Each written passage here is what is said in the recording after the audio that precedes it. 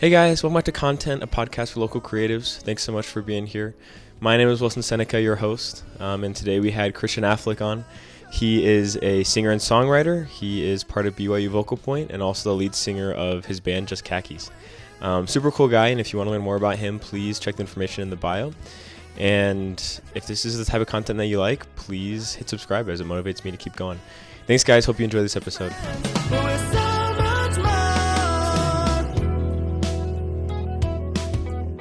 Welcome back, guys, to Content, a podcast for local creatives. Super excited for this episode today with Christian Affleck. Welcome to the podcast. Thanks, man. I'm stoked to be here. It's fun. Yeah, it's exciting. I'm going to have a little bit of a longer intro with you today, just to kind of give some background of what this interview is and what it means to me personally. So, yeah, please. First of all, thank you so much for being here.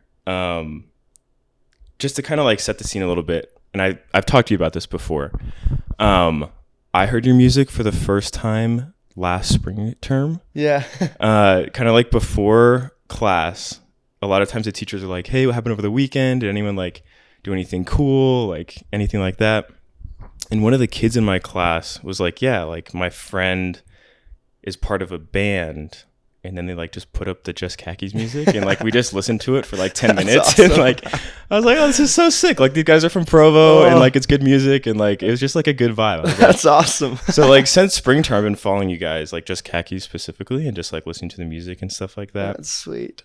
And I remember I went to the like local farmers market over the summer and you guys were like performing there.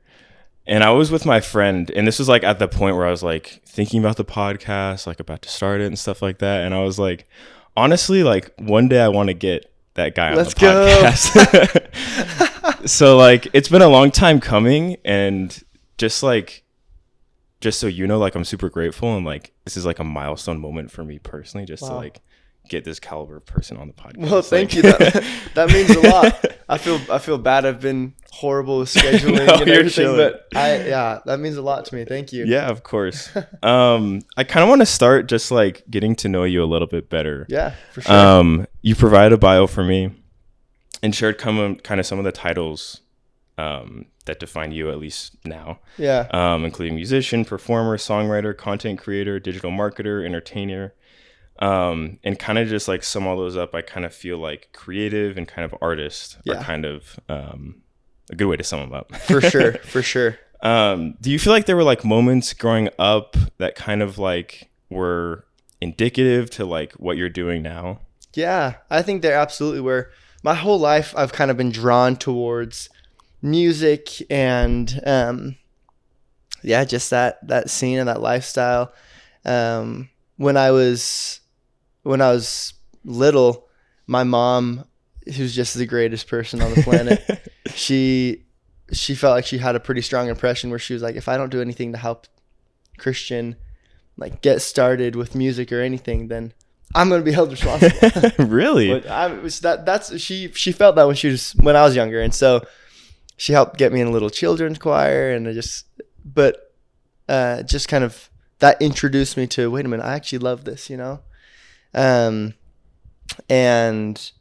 I got to do some really cool things with them. And then I started songwriting a little bit, and just one thing led after another. I met so many people and just ended up building this network of connections. Where like now I'm sitting here and I'm like, there's nothing else I could do.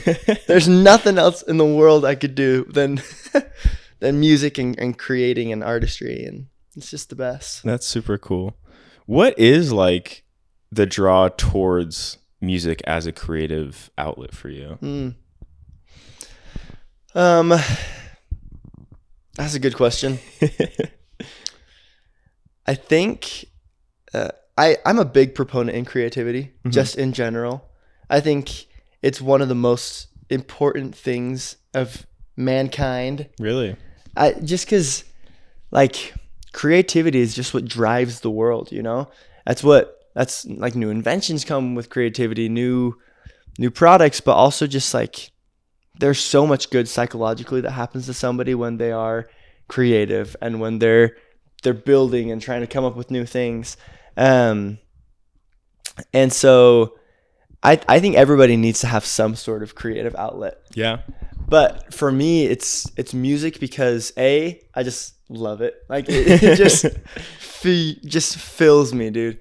But also I just think that it's something that almost everybody can relate to. Obviously, people have their different styles of music they listen to and yada yada. But I feel like in a lot of ways God's called me. Yeah. You know, given me a passion and a gift and yeah, I've had some cool experiences with people where they've been able to connect to my music or music I've performed that has just shown me like there's purpose behind this. Yeah. No, 100%.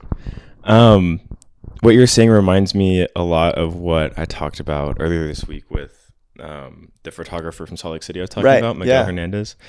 And he was talking about, you know, he kind of felt chosen by photography. And like, he feels like he's doing a disservice to the world if he doesn't embrace what he feel like he has been like called to do, kind of like what you were mentioning. Because, you know, a lot of people do photography, a lot of people sing, a lot of people do podcasts, but, you know, no one's going to do it the same way that each of us individually are going to kind of put out that. Yeah. So I think that's really cool. And I think you bring up something interesting there. It's like a lot of people, I'm not the only musician in Provo. Yeah. Like there are so many. Provo is a hub and it's actually really fun. Yeah. Like how much live music there is here. But I'm not the only one. I'm not the only songwriter. I'm not the only artist and creator, but that doesn't mean you shouldn't do it. Right. You know?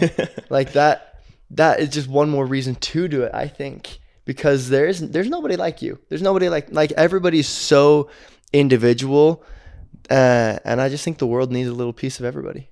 Yeah, 100%.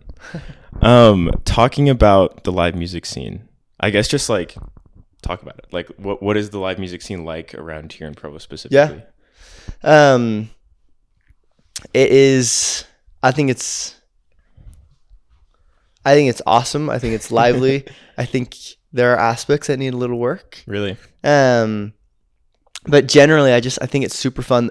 Specifically here in Provo, there's a big indie hub. Okay. Lots of like places like the Velour. Mm-hmm. The Velour is one of the most well-known venues in Provo, and it's very like indie, alternative. And then you like in Salt Lake, I would say it's a little bit more like punk rock kind of stuff there. I'm just talking local music. Yeah. But it's fun. I mean, especially during the summer, there's always shows you can go to. There are free things outdoors or indoors. There's Battle of the Bands going on. There's just always stuff going on, which is so fun. But in a lot of ways, sometimes I almost feel like you have to be a band to like perform. Really? Like it's there are a lot of individual artists that do, but I don't know. I feel like Utah specifically, and this is something that I feel pretty passionate about. Mm-hmm. I feel like Utah, and I don't know if this is like what you wanted to talk about on the podcast, but go for it. Like there's so much talent here. Uh-huh. It is unbelievable. Like the amount of people I meet, I'm like, this is crazy. There is just so much talent here. Yeah. But I feel like nobody really understands like what it takes to be successful in the industry. Yeah. There's tons of artists who just want to create, but and then they're like, oh yeah, I want to be successful, but there's no like music industry. Mm-hmm. There's no business or structure. And so that's something I've spent a lot of time working on and trying to figure out and trying to promote is how do we build up a music industry, like a music business here in Utah, in Provo, in Salt Lake, not just having fun live venues for college bands to play in, but for people who want to take it to the next level. Like how do we teach them how to monetize music, how to I mean, it's a business. Every musician has to be an entrepreneur these days, which is crazy. And so I would love to just like work on trying to help build up more of a scene in the industry. Yeah. Because I think there's enough talent here that we can be the new Nashville or LA. Like Yeah. I think we can be that strong of a music hub. It just takes a little bit of massaging. Yeah. That's super cool and a very interesting point for sure. I mean, all the live music I've seen in Provo has always been bands. I don't know if I've seen an individual perform in Provo. So kind of based on your experience and knowledge, what would you say are those pain points? Like, how do you get to that point where you want to get with the Utah music industry? Yeah, that is which might be a loaded question. It is, but it's also like that's what I'm trying to figure out, you know. Right. I spent a lot of time for about 2.5 years. I worked for a record label. BYU actually has a record label. Okay, awesome. Which is cool. I worked there for about 2.5 years as their head marketer, doing tons of stuff, learning so much about digital marketing, but specifically in the music scene, because it's a very different world there. And then from there I moved to this other production and entertainment company in Lehigh called Refuge Media Group, where we work with like A-list Christian artists to put on big concerts and stuff like that. It's super cool.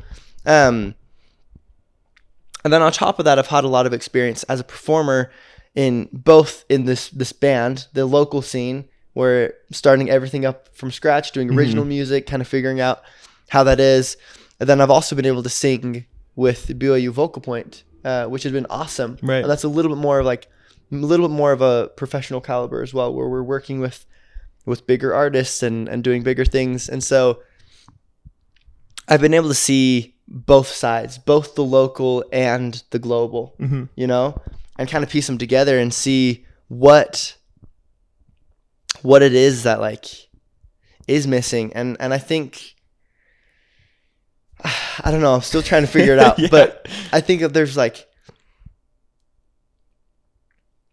just an understanding of how the music world works. It's so much more than just making music, but and it's even more than just making content. Like, if you want to be successful, then you've got to do things like set up, get registered with a PRO, it's called a performing rights organization. It's what helps you get paid for the songs that you write. Oh, cool. When they're performed, or even things like how to get your song pitched and placed on a playlist in Spotify or Apple Music, and so many just little things that it kind of just takes somebody showing you how to do, somebody teaching you how to do, you know? Yeah. But they're like, there aren't really many management agencies or record labels or production agencies for the local scene around. Yeah. You have venues that are like, oh yeah, come play, but not a lot of like artist development. Gotcha. And I think that could be useful, artist development. And with that, I think that could also help those individual artists who aren't part of a band learn how to put on a big entertaining show without having the entertainment of a band as well. Yeah. And don't get me wrong, I love being in a band. It is so fun. Yeah. But I know a lot of singers who are amazing, great songwriters, but because it's just them and they don't really know how to put on a full big show, they just know how to like stand and play the guitar, which is gorgeous. They only really feel like they can open for shows. Yeah. Can't really be like the headliner, you know? And so I think just helping, I don't know, artist development I think is big. Yeah, I don't know if any of this makes sense. No, 100%. I'm following. I think that's interesting. I did go to a couple of the Battle of the Bands this last summer. Yeah. Just because I think it's fun and it's a really cool environment and stuff like that. It's so fun. And, you know, I would listen to some of these bands and see them perform, and I'm like, these guys are spectacular. Like, they're amazing. Yeah. I was looking up on Spotify, and they have 13 monthly listeners. Right. And I'm like, I don't understand the disconnect. Like, if these guys are so cool, if there's like 200 people in this little room listening to them play music, like, how is it that their Instagram has like 100 followers and they have like 13 monthly listeners? Like, what is happening? Right. So I think that's really interesting, the points that you're making. Like, and it, like, Velour, they're their drive is to have the Battle of the Bands and make money off that. It's not Totally. to necessarily. I mean, of course, I'm sure they have good intentions with the people coming, but like it's not the way that their kind of model is structured, is to get kind of like you were saying, like kind of get them bigger. Right. So I think that's cool. Yeah, it's interesting. So I don't know. We'll see what we can get done, but yeah, definitely a fun challenge to try and figure out. Yeah. Was that kind of a motivator for you to be part of Just Khakis? Was it? Does that make sense? What I'm trying to ask. Yeah. And I don't think so. Okay. I think the motivator for that was just because I just love it. Okay. It's just so fun. Like honestly, there's a lot of things that I'm like, oh, we should do this that I haven't done yet to like build the brand and do things. And I'm gonna be working hard on that this summer to like try to build the brand even more. But I think for the most part, that was just like, I've always wanted. I had never been part of a band before. Okay. I was like, I've always wanted to be part of a band, and I knew a couple guys, and they knew a couple guys, and so we just kind of threw it together, and it was actually funny because we started just playing weddings with each other. I was like, oh yeah, we can just make a couple extra bucks just playing some weddings, But me as a songwriter, I'm like, I want to do original music. Like I'm always pushing to do original music. And it was so fun doing weddings, and we still play weddings because, I mean, they pay well. Yeah. they're also they're fun doing dance parties and stuff. But we decided we should do a Battle of the Bands. And so we signed up for the Boardwalks Battle of the Bands, which is a venue in Orem. Okay. And that was like the motivator. Okay, now we got to write songs. And so we started writing all of these songs, trying to prepare for this Battle of the Bands. And it was so fun because we ended up winning our first night. Awesome. And we were like, no way. Like, we're just a bunch of ragtags doing this for fun, but like, this is awesome. But then the next, we were going to perform on Saturday. So I think it was Thursday we won our night, and then Saturday the winners performed. Gotcha. But our set had to be longer, and we had played all of our original songs, but we needed one more original song. So we were like, so Saturday morning we like scrambled together to try to write one more song to perform that night. And it was brutal. The whole bridge of the song, I ended up improvising on stage because we just weren't finished with it. That's crazy. Was that terrifying? It was horrifying. But I figured if I just kind of mumble my words a little bit, then nobody will really know. So it was, but we ended up actually winning the Battle of the so Bands, cool. Which was wild to me, but it kind of showed me that I wonder if this can be something more than just a bunch of buddies playing music for fun, And so we decided to just kind of start writing a lot more, and it was because of that we ended up releasing an EP last summer. Yeah. Because we were like, wait a minute, do people actually like listening to our music? We're just doing this for fun, but if people like it, then yeah, maybe we'll keep going. Yeah. No, that's super cool. I love the Just Khaki EP. It's super fun. Thank you. I was listening to it the whole time, just prepping for this. Let's go. It's always fun to go back and listen to. Thank you. Have you had experience like writing and releasing music previous to this EP? I've had a lot of experience writing music. Okay. And a little experience releasing. I would say I have a lot of experience releasing, even though it wasn't always my stuff. So I've been writing ever since I was probably about 14. Really? Mm-hmm. And it quickly became just my favorite thing in the world. It's so fun. I actually got to, in 2018, I co-wrote a song that was put on the church's youth album, which was kind of fun. Cool. That's awesome. So yeah, but that was one of those first moments where I was like, oh, that's kind of cool. Yeah. It's fun to release a song, like have that out. That's kind of fun. Were you singing on that one? Because it was Body of Christ, right? Right. Yeah. That was me singing on it. That's so cool. If you go back and listen, my voice sounds way different now than it did back then. I was like, That's sick though. Little 15-year-old me, like, Yeah. I do sound pretty different now, but but it was super fun. And so yeah, I got to do that, and then I've done a lot more writing, and I haven't released a whole lot of stuff personally. I'm hoping to start releasing some stuff personally soon. Mm-hmm. But yeah, then I was able to release stuff with the band, which was awesome. I've released a lot of other people's music as well. Gotcha. When I was working for the record label, we work for all of the bands and the choirs and the perform groups at BYU. Yeah. And so I was involved in marketing and releasing, all of Vocal Point stuff, all of Noteworthy's, all of Men's Chorus, like all of their music that was being released. Yeah. Then I would help market and push and like get on Spotify, and that has taught me a ton. So now I'm like, okay, well, I want to start releasing music again because I understand way more. Yeah. Like what we can do to get people to listen to this, Yeah. I bet that's a super exciting feeling to have. Yeah, it is. I know more what I'm doing now. It is. Now I just need to go and like create it and make it happen. Yeah. And now it's just a test to see if it's actually going to work. Yeah. That's super cool. What is something about like that whole process, starting from, the ideation of a song to releasing it that like someone like me that's not as familiar with the music world wouldn't be aware of?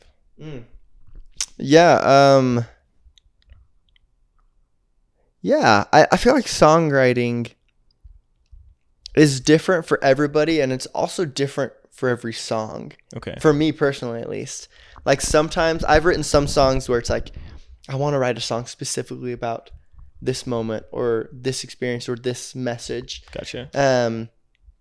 So then I write a song about that. Honestly, those are some of the hardest ones for me to write. Really? I'm not a great lyricist. I've kind of been forced into the world of lyric writing because I work with a bunch of instrumentalists, and they're like, "Nah, you're the singer. You can come up with the lyrics." That's hard.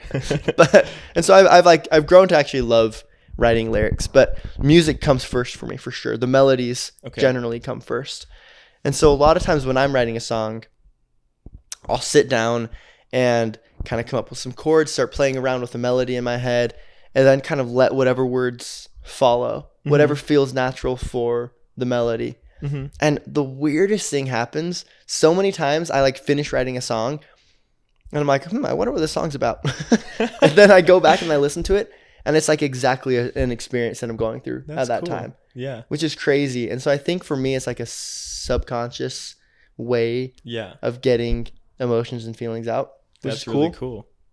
Yeah. Then once it's written, at least with Just Khakis, it's been cool because a lot of us have a little bit of recording ability and experience. Yeah. And so for most of the EP, we recorded all of our stuff either separate or just like in random little studios. We did most of the recording all ourselves. That's cool. And then we just send it to somebody who mixed it. Mm-hmm.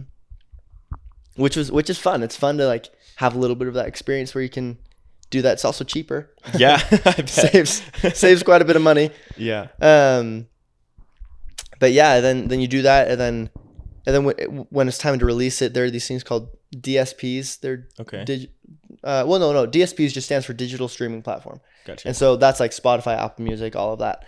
But you go through different distributors like CD Baby or TuneCore or DistroKid. There are other like just music distribution platforms. Gotcha. And it's actually so easy. Really? You just submit the song, write a little bit about it, and then it'll be up. Gotcha. In a couple of weeks. That's cool. So, yeah, it's pretty fun. That's awesome. I had a follow-up question. What was it? Give me a second. Yeah, go grab some water. Let me think. Oh yeah, I remember what it is.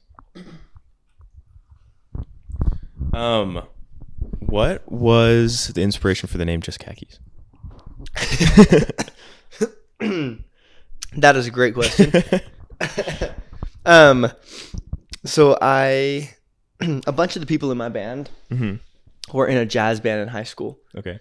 and they called themselves Jazz Khakis. Okay. I actually don't know why. Okay. I think I was asking them one day, and they're like, "Yeah, we can't remember why we call ourselves Jazz Khakis." They just thought, I don't know. I think they just thought khaki pants were funny or something. And so in high school, they were the Jazz Khakis. That's fun. And a lot of them are now in this group as well. And as we were brainstorming ideas, we're like, man, Jazz Khakis just rolls off the tongue. We're like, that's nice. But we were like, but also we don't want to be locked in. I was like, if you put jazz in the band name, then you're confined to a genre. Yeah. You know? First off, I think people are turned off by jazz, unfortunately, because I love jazz. Yeah. I think it's so good. But people hear jazz, I think elevator music, you know? So I was like, I don't want people to instantly have like a preconceived notion of what exactly kind of music you're making. Yeah. And B, like, I don't want to be stuck in a genre.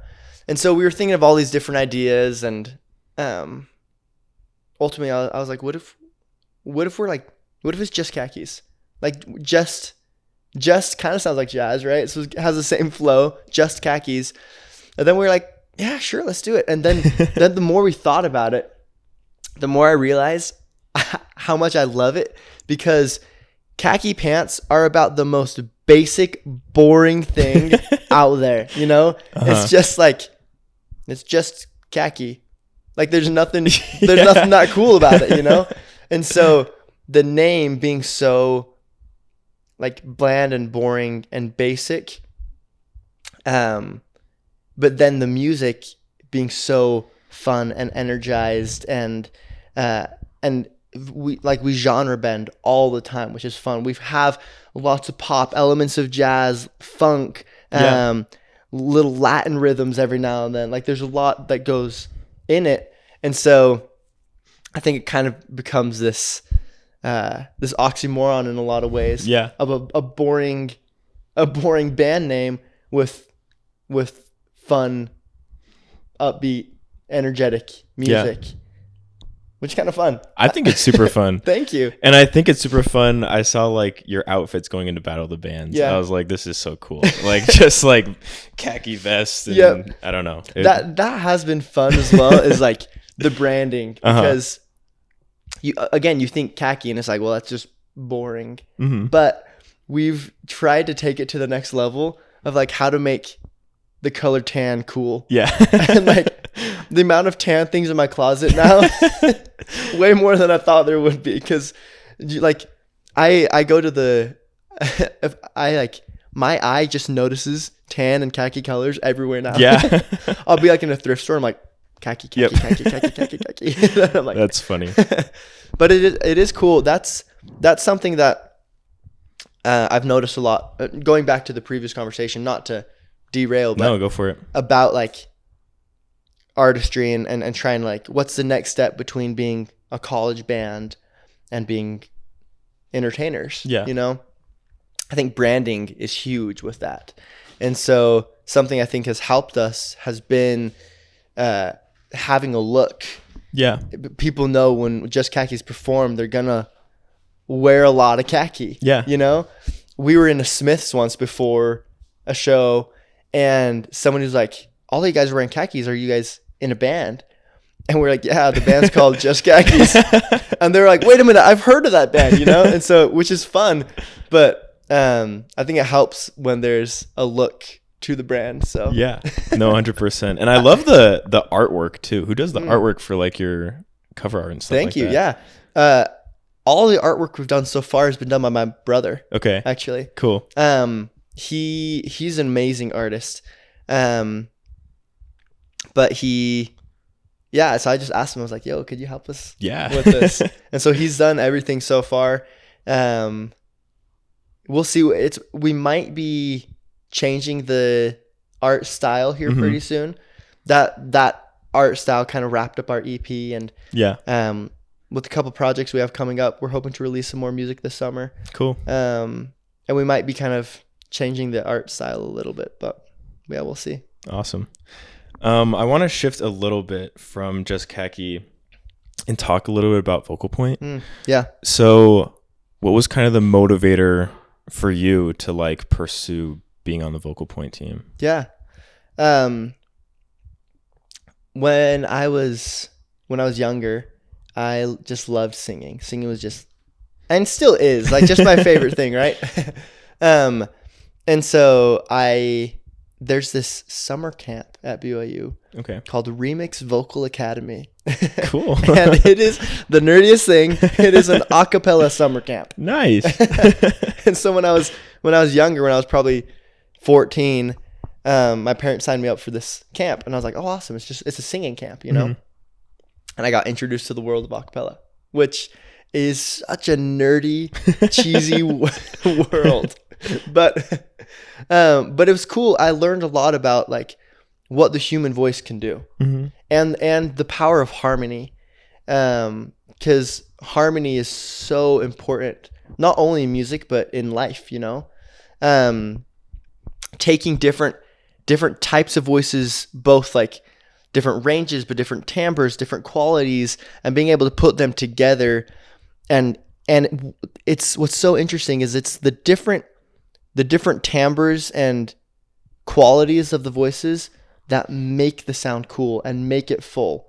It's the fact that these people don't sound anything alike that makes the blend and the cool sound. Yeah. So it's actually taught me a lot about like life. but so I got introduced to this world of vocal harmony and a cappella. And I was like, this is really fun. There's a lot of cool things that you can do with the human voice. And so then when I went to high school, I decided to start my own little a cappella group. Nice. I went to Alta High School. We were the Alta Hawks. Okay. And the group was called Hawkapella. Nice. So, but it was fun. I arranged all of the music for the group. I would run practices and everything, rehearsals. And I learned a lot about that's when I first started recording music, because I would record part tracks for everybody. Mm-hmm. I learned a lot about arranging music. It just kind of, I grew a lot as a musician during that time. And then I started songwriting, and I kind of stepped away from the a cappella scene. And then when I got back from my mission, I had a mission companion who was like, Christian, we should audition for Vocal Point together. And I'd thought about that years ago when I was a 14-year-old, like that would be so cool. Yeah. But then once I had started songwriting, I kind of moved on, and I was like, well, I don't know if I'm into the a cappella thing. You know? I've learned a lot about harmony, and it helps when I'm like recording background vocals for stuff. But I was like, I don't know if I'm super into the a cappella thing. Yeah. But my companion was like, dude, you should do, like, I'm going to audition for Vocal Point. You should do it. And I was like, you know what? It'd actually be really, really fun. And I actually had a couple spiritual experiences kind of leading me to that.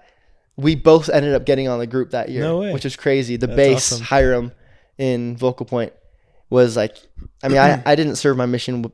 I served my mission with him almost my entire mission. Really? We were companions for about 3 transfers. And then besides that, almost every area he served in, we went on splits at least once. Like, that's awesome. We were just around each other the whole time. I was his best man at his wedding, and now we're in Vocal Point together. Like, dream come true, dude. It is so fun. But what's cool about it is being in the group has taught me way more than just music. Because again, it's a college a cappella group. Yeah. And we get to do amazing things, but it's a little bit of a nerdy thing to be involved in, you know? But what it's taught me is that life is way more about just music and performing. Like the stuff we get to do, it's about bringing joy to people. You know, it's about helping people understand their identity, who they are. And we sing pop songs, like in our live shows, we sing pop songs, we sing inspirational songs, and having that balance, I just think is so important. And I've just seen people who have had their lives changed through music, which is crazy. And it's not really something that I'm doing. I just happen to be part of this group that impacts and changes lives. And it's taught me so much about who I want to be as a person and as a musician. I want to make a difference in this world. Yeah. You know? And I think that there's there's so much good in this world, but I think it's often overlooked. A lot of times we see the bad more. And if I can do anything to just show people some goodness, spread a little bit of joy, I want to so bad. Yeah. That's so cool. I think it's cool. At the beginning, we talked about these titles that you have, entertainer, performer, musician, songwriter. But what you wrote in the bio is overall the most important title I have is Child of God. Yeah. Tell me a little bit about that and how that has kind of influenced your personal and creative journey. I feel like belief has kind of come. Belief is very rooted in me. And I like, as a Christian, like God matters so much to me. Jesus matters so much to me. But I would say out of all the things I believe, the one thing that I just believe so strongly is that I'm a child of God. And that everybody is children of God. And for me, understanding that concept. What's up, dude? Hey, Seth. Sorry. No problem at all. No worries.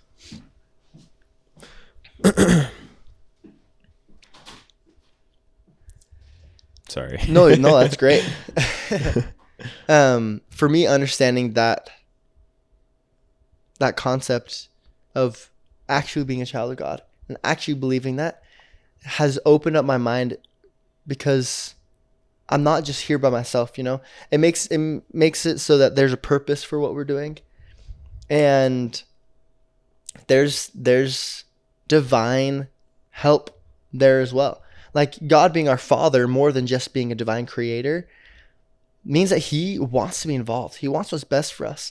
I've had so many experiences where God's just like done things for me simply just to be like, oh, hey, I'm thinking about you. Like no reason. You did not have to do that for me. But he's just like, hey, I'm thinking about you. I care about you. And when we can understand that sort of a relationship with God, then it makes everything else in life make more sense. And I would love to just use music, since music is something that people can feel and people can understand, and something I'm really drawn to. If I can use that to help people understand who they are, both as children of God, but also like, what are they passionate about? What do they want to do? Then I just think the world's a better place when you can understand that. Yeah. There's so much just heartache and pain and depression and anxiety and just sadness in this world. And I think a lot of that can be reversed, is maybe too strong of a word, but a lot of that can be helped when you understand your worth as a person, as a soul, as a human being. Yeah, 100%. I feel like I say this every episode, but I'm going to say it again. Let's go. In a little bit of a different way, but I think kind of speaking on, that title of Child of God, at least for me personally, is very powerful and influential in specifically a creator's life. Like, I consider myself at least, an aspiring creative, and, I try and surround myself, especially with the podcast, with creatives. Yeah. And I would say, not to interrupt, I would say you are a creative. Thank you. I would say putting aspiring is like, oh yeah, I want to get there, but you're already doing it, man. Thank you. I appreciate that. I think you're great. But God is the master creator. Yeah. And, if we view ourselves as his children, we're hoping to one point get to where he's at. Yeah. So, I view life as our kind of playground to kind of get our bearings on creation. And it's manifested in so many different ways. Like for you, it's music. For me, it's this for now, and maybe it's something different later.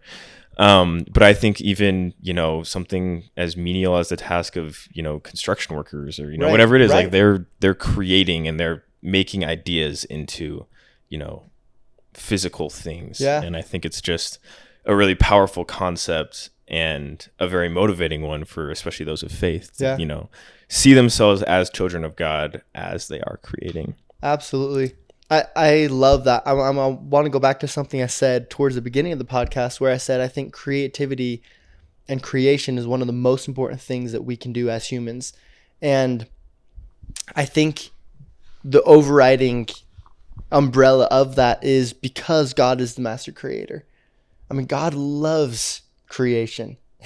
Yeah. And I think when we create, I mean, I've talked to people who don't even have the same faith as me, and they've said similar things. Like, when you're in the act of creation, you are closer to God. Yeah. Which is cool. 100%. Cool. Well, yeah, we're kind of nearing the end already of the episode, if you can believe that. It's going fast. It always flies.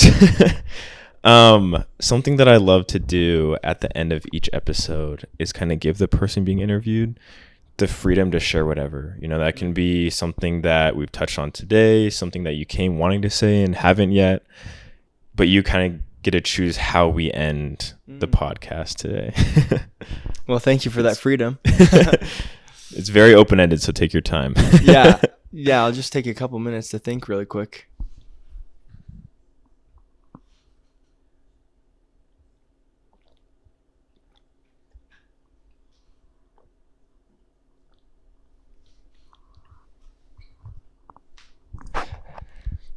I think if I could end on one thing, it would be